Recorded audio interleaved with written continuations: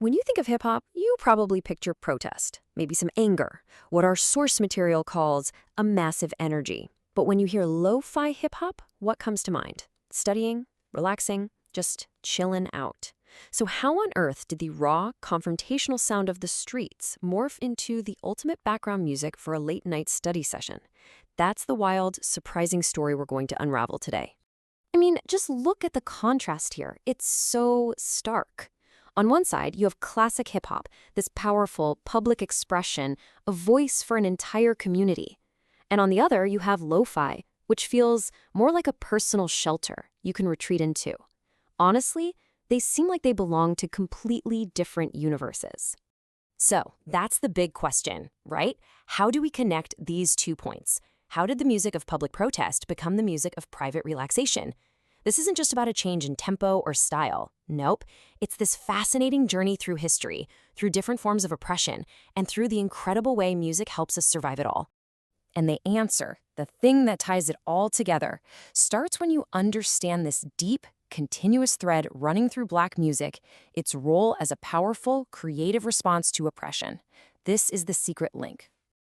And to find the very beginning of that thread, we have to go way back, all the way back to the birth of the blues. This is really where the story of music as a tool for endurance kicks off. Let's just soak in the context here. The blues didn't just pop up out of nowhere. It was born in the direct aftermath of slavery, during the rise of Jim Crow laws. We're talking about a time of incredibly brutal systemic racism. This music grew right out of the soil of that profound hardship. And this quote just says it all, doesn't it? The blues wasn't just one person singing about their personal sadness. No way. As our source explains, it was a collective thing. It was the sound of an entire community processing and surviving a shared trauma, turning all that grief into a shared art form. Now, this same idea carries on as we move into the era of jazz, where you see this fascinating split. Black musicians were often forced to live a kind of double life. Out on the public stage for white audiences, they'd play this upbeat, danceable, acceptable swing music.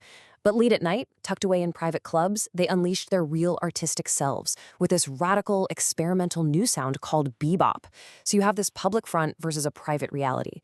Remember that idea, because it's going to come back. All right, let's jump forward in time. We're in the 1970s, in the South Bronx.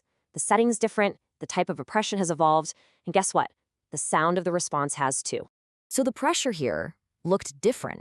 It wasn't Jim Crow anymore. It was this perfect storm of urban decay, factories closing down, city services getting cut, and just terrible housing policies that left entire communities marginalized. The oppression was now deeply economic and geographic. And right out of that nothing, out of those abandoned buildings and neglected streets, this explosive new culture was born. Hip-hop was this incredible mix of celebration, block party joy, street-level reality, and pure raw anger at the system. It was, just as the source says, a massive energy that literally created a new world for expression. But as hip-hop got bigger and became this global industry, a really strange paradox started to form. On one hand, you had artists making these powerful critiques of the system, rapping about police brutality and inequality. And on the other hand, you had this glorification of wealth, luxury goods, and capitalist success. The same genre was home to both the critique and the prize. It's like that public/private split we saw in jazz, just reimagined for a new commercial world. And that brings us right into the 21st century and to the next step in this long musical lineage, lo-fi hip-hop. So what even is lo-fi? Well, it's a sound that's built on purpose-built imperfection. That little crackle of tape hiss, the way the high notes sound kind of muffled, those simple hypnotic loops, those aren't mistakes. They're totally intentional. It's an aesthetic choice that's basically the opposite of the super polished, crystal clear sound of mainstream music. And what kind of oppression is this music responding to? Well, our source suggests it's the quieter, more internal pressures of modern life. It's not segregation or urban decay. It's that feeling of endless competition, the constant anxiety, the information overload, the burnout that so many of us feel living under modern global capitalism. And here it is. This is the key idea. Lo-fi is basically a modern-day version of the blues. It's not a loud public call for revolution. It's a quiet soundtrack for survival, a gentle mood that just helps you get through the pressures of today. It's a quiet blues. But wait, how did hip hop's massive, loud energy get so quiet?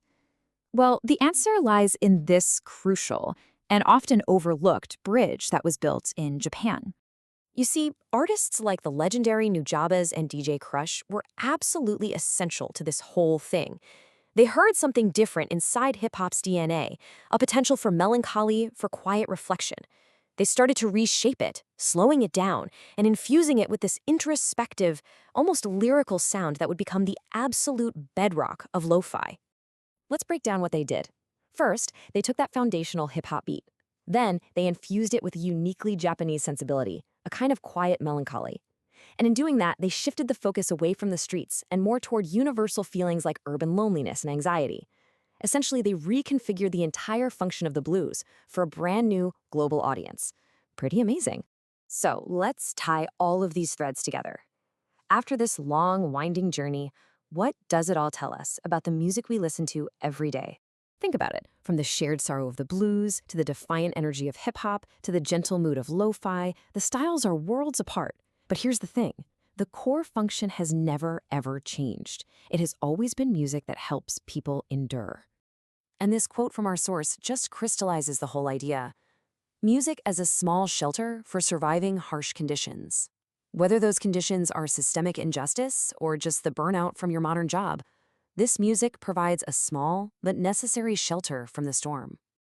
So, hey, the next time you put on a lo-fi playlist to study or just to unwind, listen a little closer, because you're not just hearing some chill background music.